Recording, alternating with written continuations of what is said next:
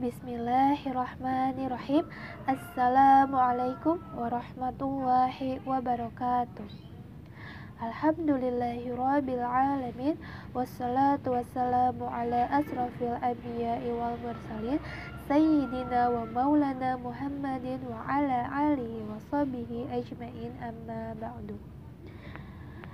Kepada yang terhormat Bapak Dr. Haji Sacha Suhendi MAG serta Bapak Miftahul Fikri MPDI selaku dosen pengampu mata kuliah Administrasi Pendidikan.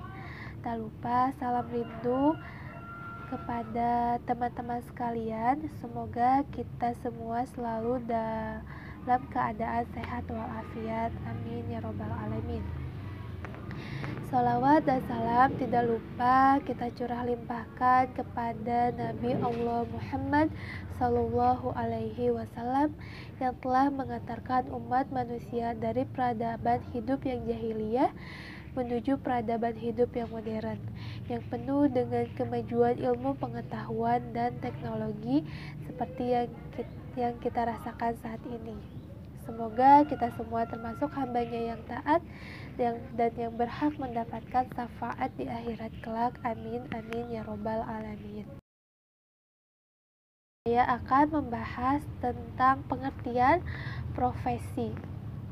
Nah, profesi ini secara etimologi berasal dari dua bahasa.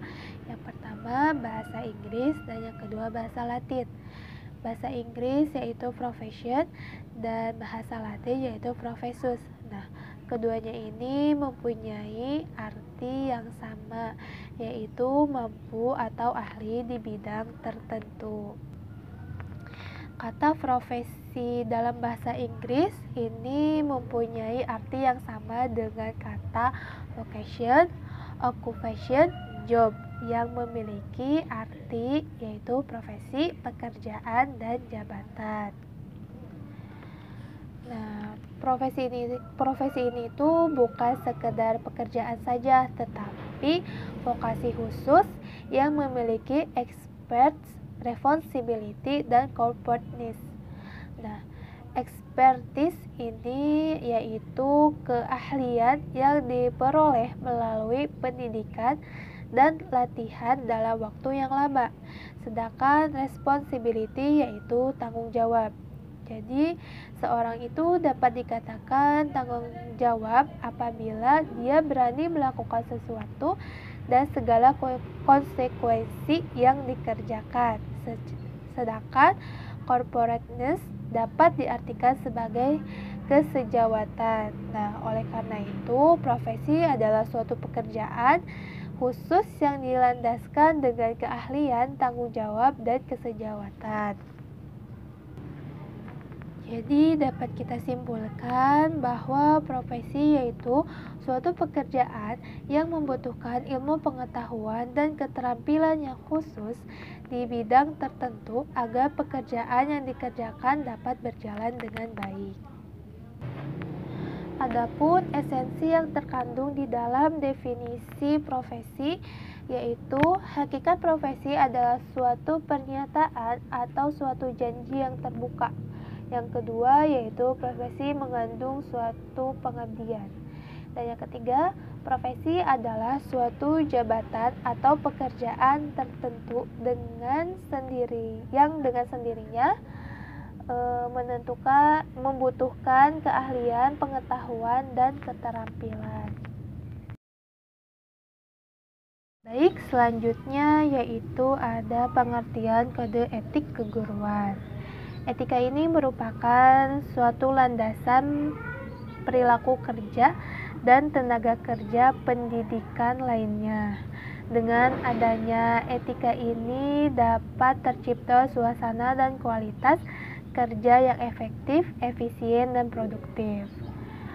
Pada umumnya etika kerja ini dibuat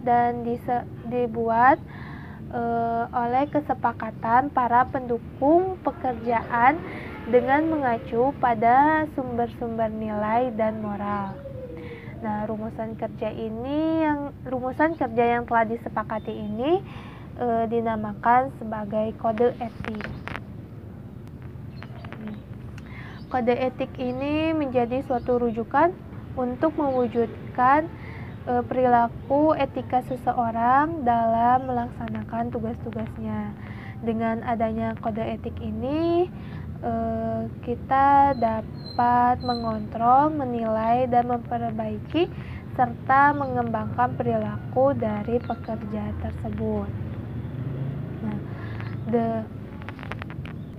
dapat disimpulkan, kode etik profesi merupakan suatu tatanan etika yang telah disepakati bersama dengan mengacu pada sumber-sumber nilai serta moral yang diharapkan dapat melindungi dan memberikan rasa aman terhadap para pekerja dalam melaksanakan tugasnya.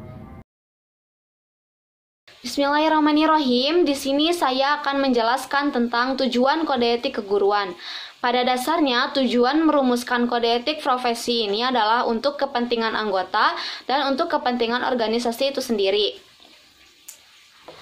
Nah, secara umum, tujuan kode etik keguruan ini ada 5. Yang pertama, untuk menjunjung tinggi keguruan. Yang kedua, ada untuk meningkatkan mutu organisasi keguruan. Yang ketiga, untuk meningkatkan mutu keguruan. Yang keempat, ada untuk meningkatkan pengabdian para guru. Yang kelima, untuk menjaga dan memelihara kesejahteraan para anggotanya. Nah, tujuan diadakannya kode etik adalah untuk menjaga kredibilitas dan nama baik para guru dalam menyandang status pendidik. Yang diharapkan, guru tidak melanggar dan selalu menjalankan tugas dan kewajibannya. Diadakannya kode etik keguruan juga untuk menambah kewibawaan seorang guru dan menjaga image citra profesi sebagai guru yang baik. Nah, kode etik ini mengatur segala apa yang boleh dilakukan oleh guru dan apa yang tidak boleh dilakukan oleh guru dalam melakukan tugasnya secara profesional. Mungkin cukup sekian dari saya. Pengertian dan syarat-syarat profesi keguruan. Adapun pengertian profesi keguruan, yaitu tenaga kependidikan adalah tenaga profesi yang berkecimpung di tingkat persekolahan, yang terdiri dari guru, kepala sekolah, konselor, tenaga administrasi sekolah, laboran, pustakawan, dan pengawas sekolah. Adapun syarat-syarat profesi, yaitu yang pertama, lebih mementingkan pelayanan kemanusiaan yang ideal dibandingkan dengan kepentingan pribadi. Yang kedua yaitu seorang pekerja profesional secara relatif memerlukan waktu yang panjang untuk mempelajari konsep-konsep serta prinsip-prinsip pengetahuan khusus yang mendukung keahliannya. Yang ketiga yaitu memiliki kualifikasi tertentu untuk memasuki profesi tersebut serta mampu mengikuti perkembangan dalam perkembangan dan pertumbuhan zaman. Yang keempat yaitu memiliki kode etik yang mengatur keanggotaan, tingkah laku, dan sikap dan cara kerja.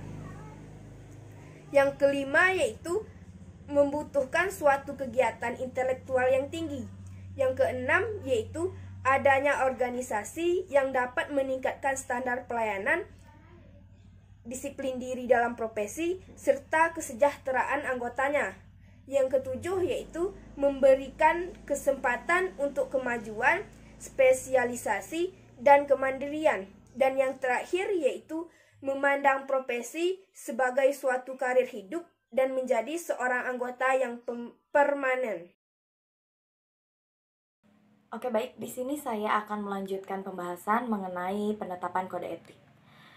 Kode etik memiliki fungsi sebagai landasan moral atau pedoman tingkah laku setiap guru dalam menjalankan tugasnya, baik itu di lingkungan sekolah, luar sekolah, ataupun dalam kehidupan bermasyarakat. Kode etik guru Indonesia merupakan alat yang amat penting untuk pembentukan sifat atau sikap profesional dari profesi keguruan. Kode etik guru Indonesia ditetapkan pada Kongres yang dihadiri oleh seluruh utusan cabang, pengurus daerah dari Persatuan Guru Republik Indonesia yang berada di tanah air. Kongres yang pertama itu dilakukan pada tahun 1973 yang dilakukan di Jakarta, yang kemudian disempurnakan pada tahun 1989 yang juga masih dilakukan di Jakarta. Penetapan kode etik hanya dapat dilakukan oleh suatu organisasi profesi yang berfungsi untuk mengikat para anggotanya. Jadi, penetapan kode etik itu tidak dapat dilakukan oleh perorangan.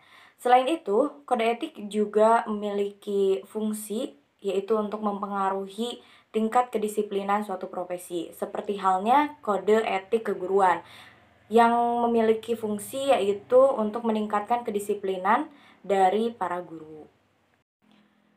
Selanjutnya yaitu mengenai kode etik guru Indonesia bersumber dari yang pertama ada nilai-nilai agama dan juga nilai-nilai Pancasila. Yang kedua ada nilai-nilai dari kompetensi pedagogik, profesional, kepribadian dan juga sosial.